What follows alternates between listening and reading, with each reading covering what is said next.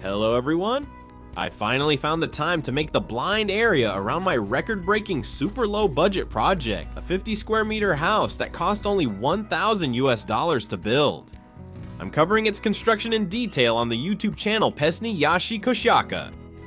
Our Belarusian summer has ended, the days are getting shorter and rainier, so it's the perfect time to work on the blind area. Its main purpose is to divert water away from the foundation, reducing soil moisture near it.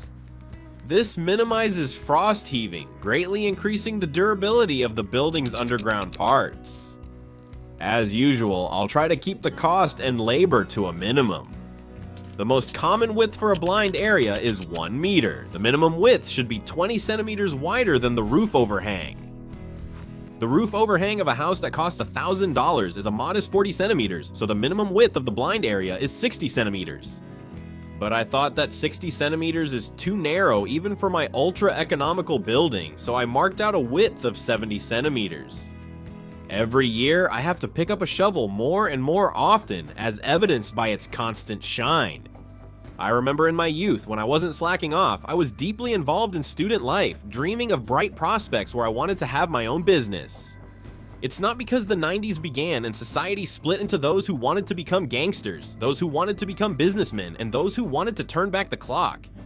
It's just that from a young age, I was always willingly helping my parents modernize our old pre-war house, which in my memory got plumbing, sewer service, natural gas heating, and even an attic-style second floor. I thought it over again and changed the width of the future blind area to 80 centimeters. My dad was really pulling off real construction heroics back then. In Soviet times, you couldn't just buy building materials, and there was no way to hire workers either. So by the time I started my student life, I already fully understood how much hard work goes into construction. Youthful idealism made me believe that I had to learn how to earn money so I could afford to hire builders. What if my children don't care about construction and I can't get them to work? According to the technology for making the blind area that I decided to implement, the soil needs to be removed to a depth of 30 to 35 centimeters. The days turned out to be rainy, so in order not to end up swimming around the house later, I decided to do the digging along each wall one at a time. Thanks to the economical approach in creating the first floor of the house for $1,000, I ended up with some leftover sand. I'm pouring sand on the bottom. According to this method, the slope-forming layer is made from construction sand of varying thickness, with a slope of 3 to 5 centimeters per meter away from the house walls, that is 3 to 5 centimeters per meter.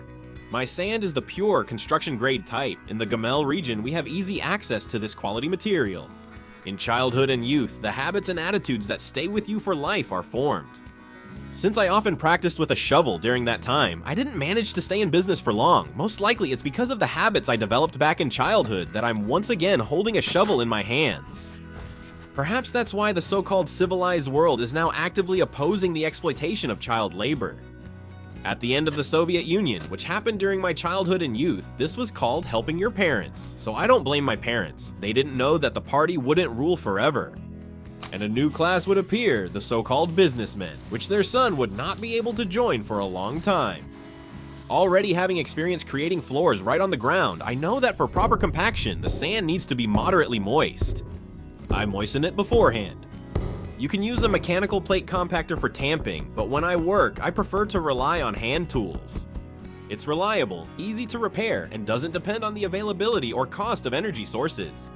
And exercises that were practiced back in Soviet schools, like we were writing, our hands got really tired, help a lot with hands that quickly get tired from monotonous work. We'll rest a little and then go back to tamping the sand again.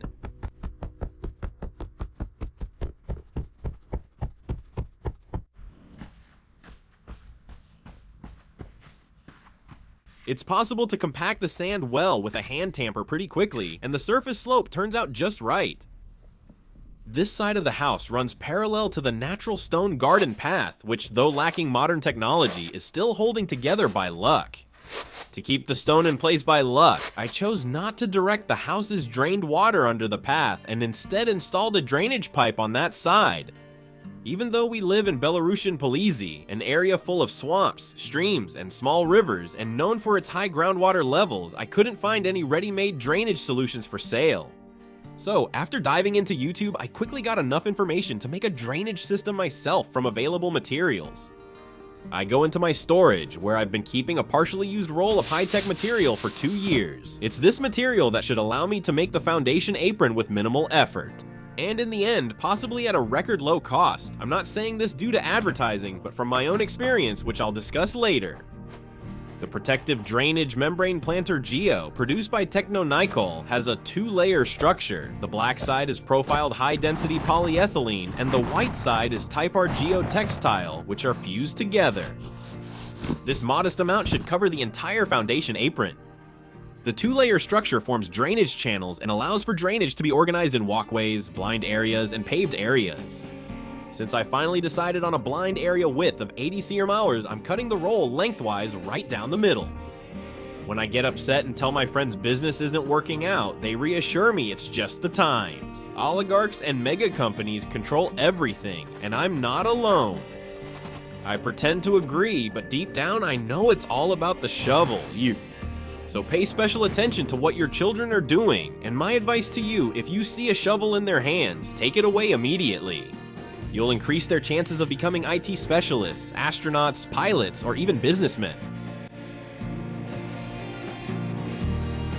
After estimating the precipitation draining onto the blind area from the roof, I chose a 50 mm diameter sewer pipe for drainage. At random intervals, I make cuts less than halfway through the pipe. I capped one end. After connecting them together, I lay them at an angle toward the side where I planned the drainage well. By the way, for those who have a high water table on their property, it's highly recommended to set up proper drainage. But that's a very serious topic that deserves a separate discussion, so I'll just mention it briefly here. There are a lot of debates on the internet about whether to put gravel under the drainage pipe or not. Opinions are split evenly, and I chose not to put it underneath, so I only add it on top.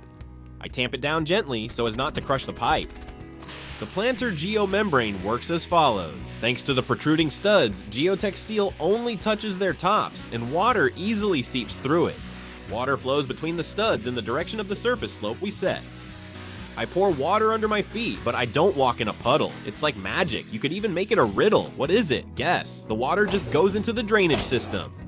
The durable polyester geotech steel, thanks to its structure, lets water through very well, but holds back gravel, sand, and soil. Science says you need an insulated foundation apron for heaving soils, but it's not required for non-heaving soils. We have moderately frost-susceptible soil, and experience, which I'll discuss later, shows we can skip insulation. Another reason to insulate the foundation apron is to reduce heat loss from a heated basement. I don't have one, and if I were to make an insulated blind area, of course, I would use extruded polystyrene foam for that. You know me.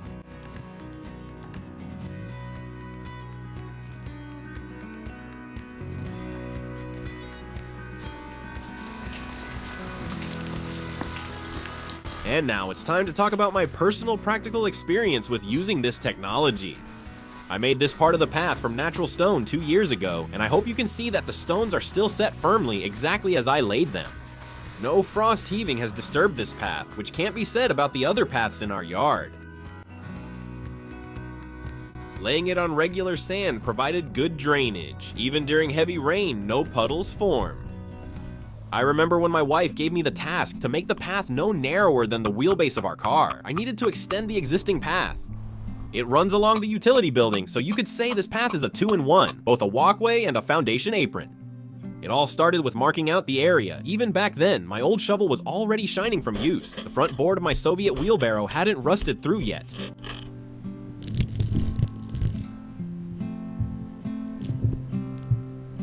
This old wheelbarrow, which survived the last 5-year plan of the USSR, is also very dear to me, just like the shovel, but I already sang its praises in the previous video, so I won't repeat myself. I removed the topsoil and quickly sloped the bottom away from the building. Even the dog felt back then that something ultra-modern had been brought in.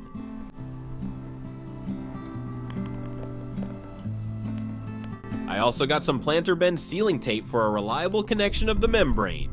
That's when I took the risk of skipping extruded polystyrene insulation for the path on our rather frost heave prone soil. Insulation is recommended for frost heave prone soil, but after 2 years with no issues, I'll keep taking the risk.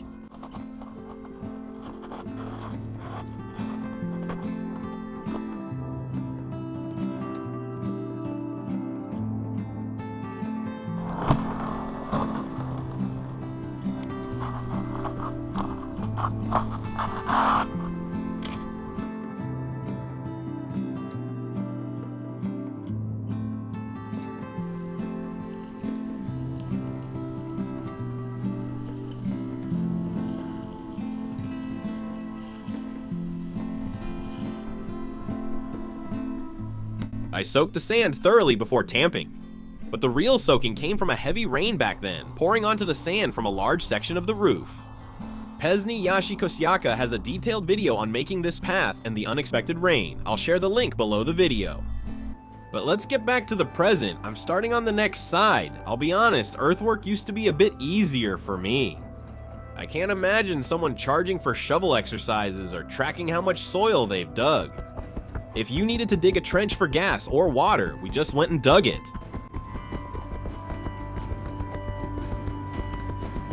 It was clear mismanagement that water from our main house ran under the foundation of a $1,000 house for years before we finally fixed it.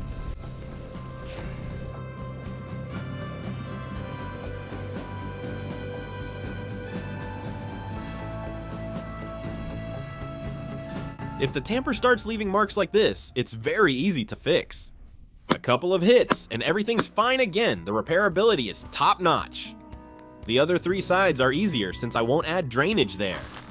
I'm making a soft perimeter apron, which by definition is a covering around the perimeter of the building that serves protective, decorative, and pedestrian functions.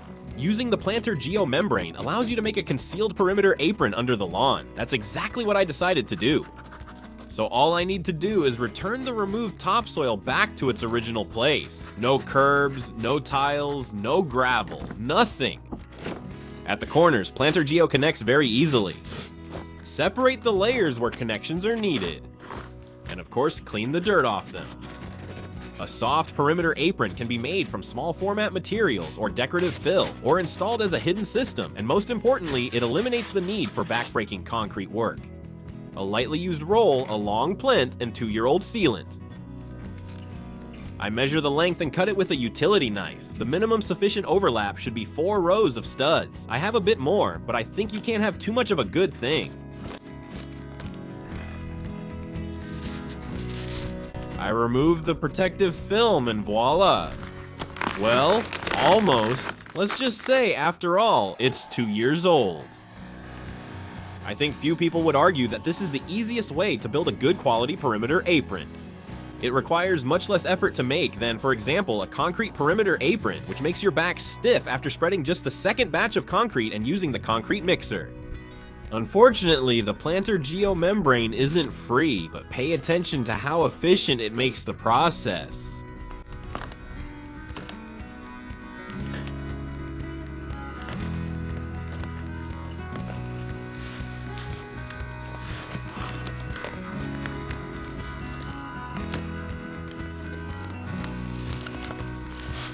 My wife's hairdryer restores the tape's incredible stickiness. It doesn't stick as easily as in the commercials. You have to work at it a bit, but it holds firmly. You can also heat it from above. Everything's great. The manufacturer says the membrane lasts at least 60 years. The main thing is not to store it outdoors for a long time, and to protect it from cosmic background radiation and solar ultraviolet.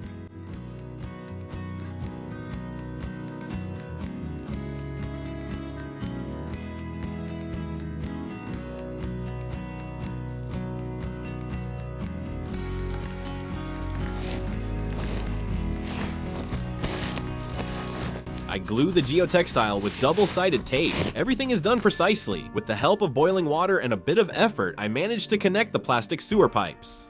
I don't get why they make the connections so tight now. It used to be much easier. Without boiling water to heat the pipes, joining them was impossible.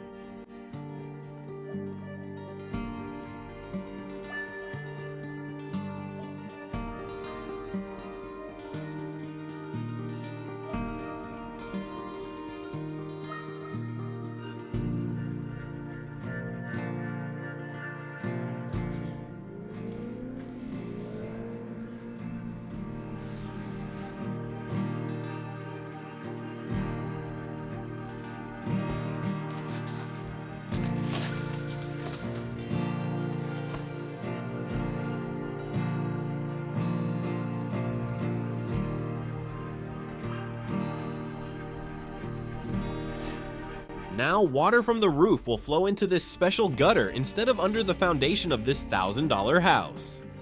The soft, grassy perimeter strip I chose is actually very forgiving of many mistakes.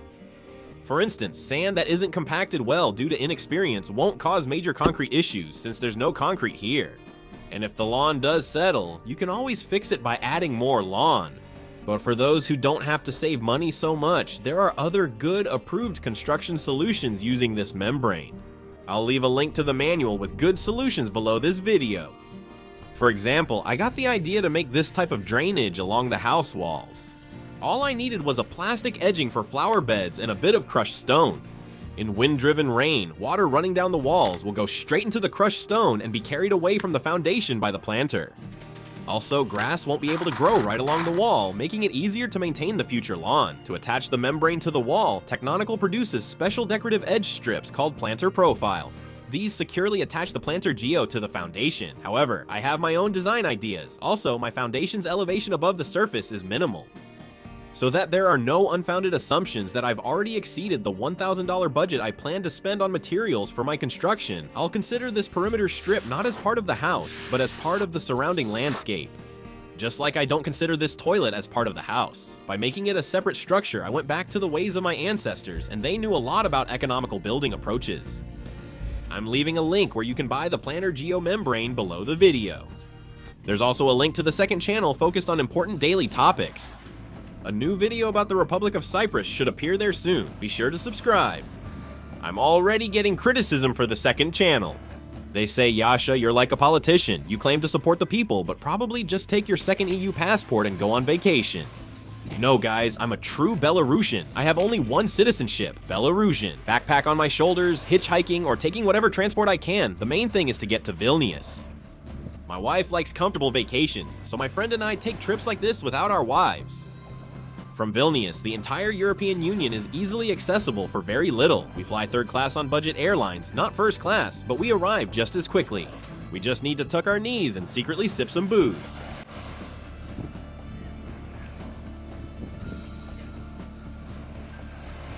Be sure to subscribe, and then you'll find out how our compatriots are doing and how Cyprus managed to free itself from the imperial rule of Great Britain.